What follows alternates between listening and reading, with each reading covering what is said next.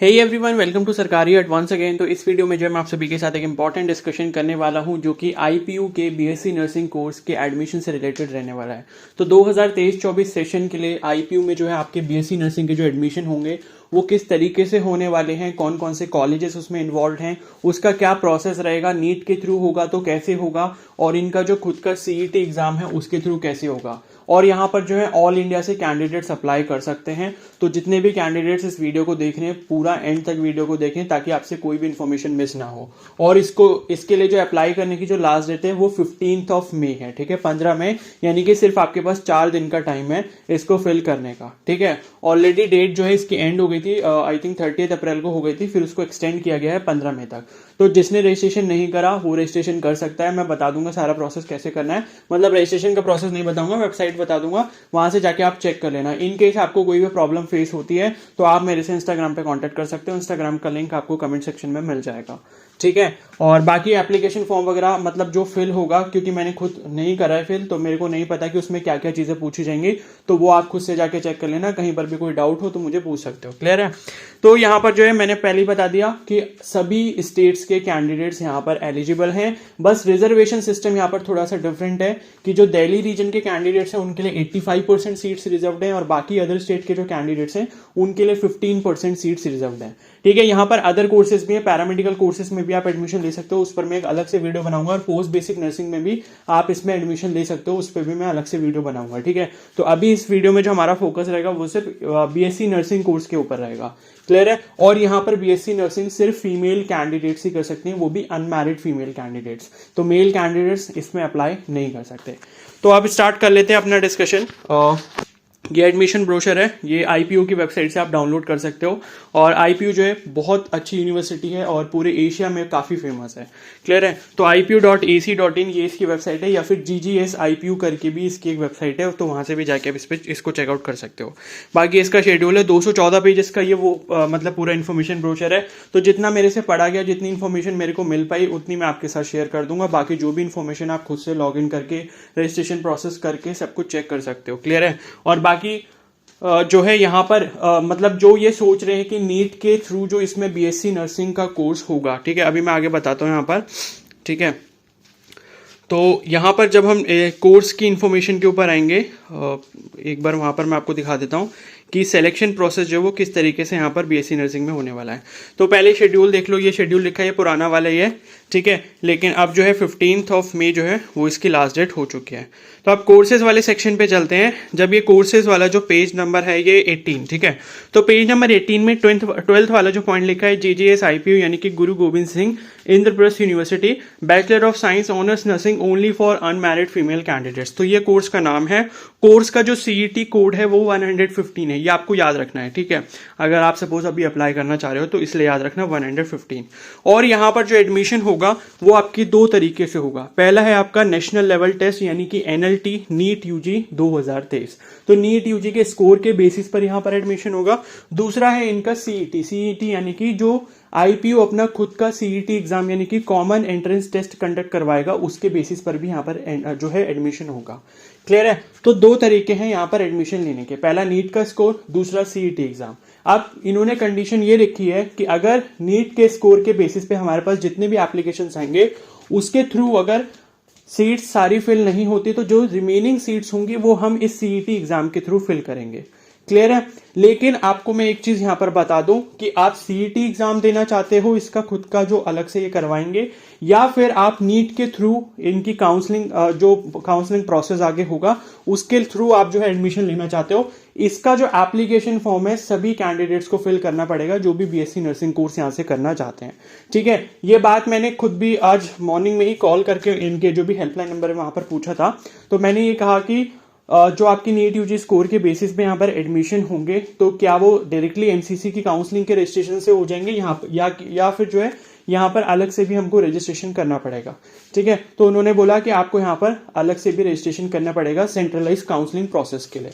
तो जो भी कैंडिडेट्स ने ये सोचा है, लेकिन सोचना क्या है, मतलब सोच ही लो इसको कि हमें अप्लाई करना है, क्योंकि ये भी एक अपॉर्चुनिटी है उन कैंडिडेट्स के लिए जिन्होंने नीट का एग्जाम दिया है। अब आपके मन में एक डाउट होगा कि नीट में कितने मार्क्स होने चाहिए कि हम अप्लाई करें, क्योंकि फीस भी जो है यहाँ पर 1500-1000 के आसपास यहाँ पर लगेगी आपकी फीस अप्लाई करने के लिए।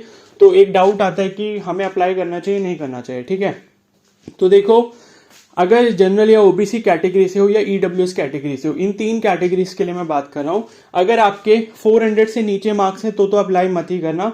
तो बहुत रेयर चांसेस है कि आपको सीट मिले। 400 अबव पे चांसेस हैं, लेकिन 500 अबव वाले थोड़े सेफ जोन में है। ठीक है, तो ये जनरल, ईडब्ल्यूएस और ओबीसी के लिए मैंने क्राइटेरिया बताया कि 400 से नीचे अगर आपके एक्सपेक्टेड मार्क्स हैं तो फिर अप्लाई करने का यहाँ पर कोई बेनिफिट नहीं है। फिर भी चाहो तो आप कर सकते हो, रिस्क ले सकते हो, कोई प्रॉब्लम नहीं है। लेकिन मैंने ये टिप इसलिए दी है कि अगर सपोज फाइनेंशियली कोई प्रॉब्लम है तो फिर मैं ये नहीं चाहूंगा कि आप फालतू में यहाँ पर कुछ इन्वेस्टमेंट करो।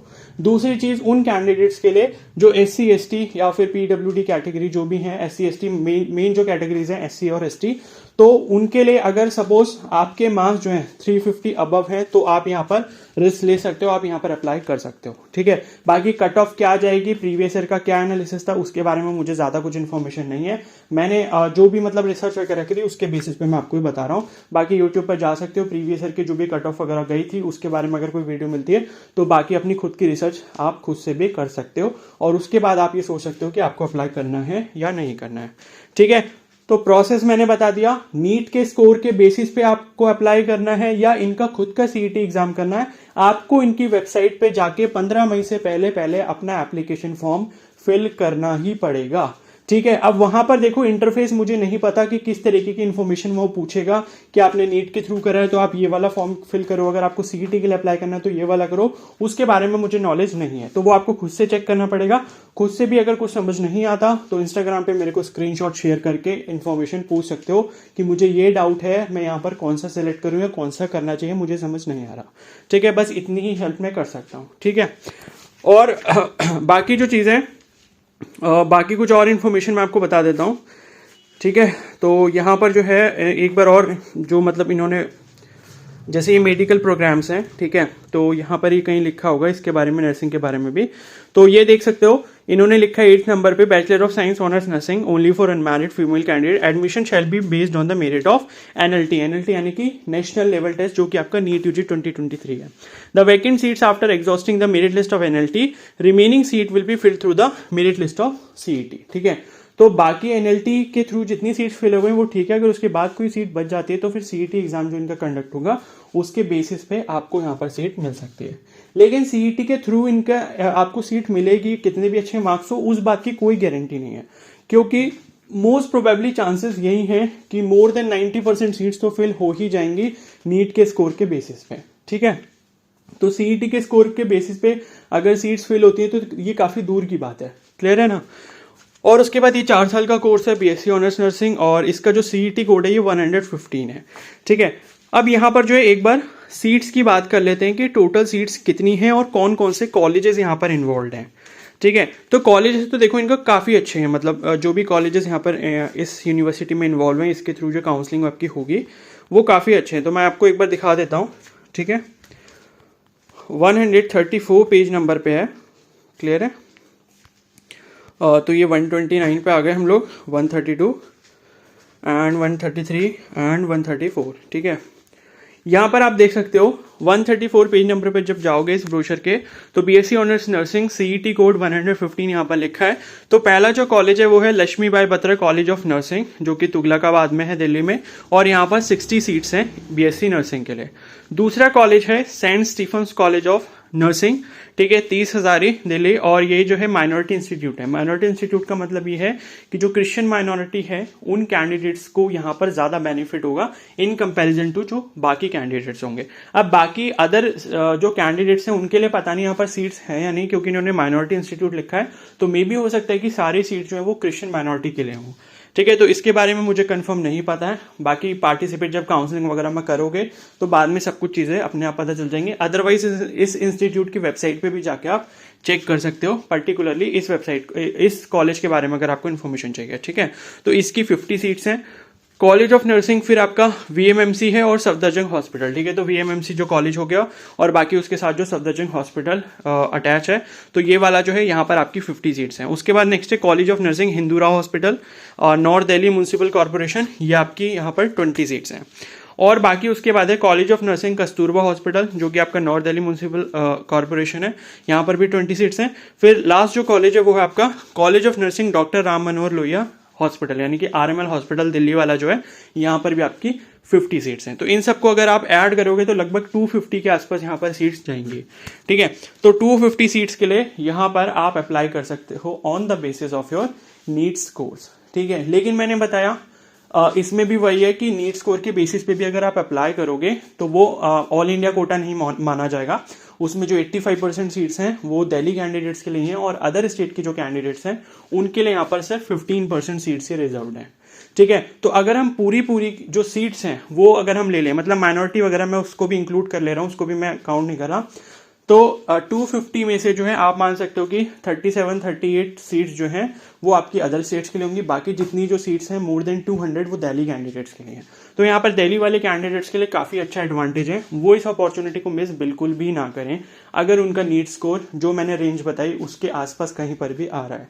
ठीक है, तो फॉर्म फिल करना जरूरी है, क्योंकि देखो बिना फॉर्म फिल करे बिना काउंसलिंग करवाए आपको पता नहीं चलेगा कि हुआ क्या। और कई बार ऐसे ही होता है कि हम फॉर्म फिल करते नहीं और बाद में पता चलता है कि अरे कट ऑफ तो इतनी कम गई, काश हमने फिल कर लिया होता, और एट दी एंड फिर हमें फाइनली क्या होता है, जबरदस्ती एक ड्रॉप और लेना पड़ जाता है, क्योंकि हमारे हाथ में कोई भी अपॉर्चुनिटी होती नहीं कि हम कहीं पर भी एडमिशन ले पाएं। एंड प्राइवेट कॉलेजेस का तो पता ही है, सिर्फ आपको पैसे देने हैं वहां पर, और इतना ज़्यादा कुछ सीखने को भी नहीं मिलता। ठीक है ना, एंड गवर्नमेंट कॉलेज की रेपुटेशन अलग ही होती है, तो इस चीज़ को आप बाद में फील करोगे। तो इसलिए मैं कह रहा हूँ जितनी भी अपॉर्चुनिटीज़ मैं आपको बताता हूँ, प्लीज़ उसके लिए एक बार ध्यान से अच्छे से सारी इन्फॉर्मेशन समझ के एटलीस्ट अप्लाई कर लिया करो, अगर आपका फर्स्ट या सेकंड ड्रॉप चल रहा है, खासकर तब उस कंडीशन में।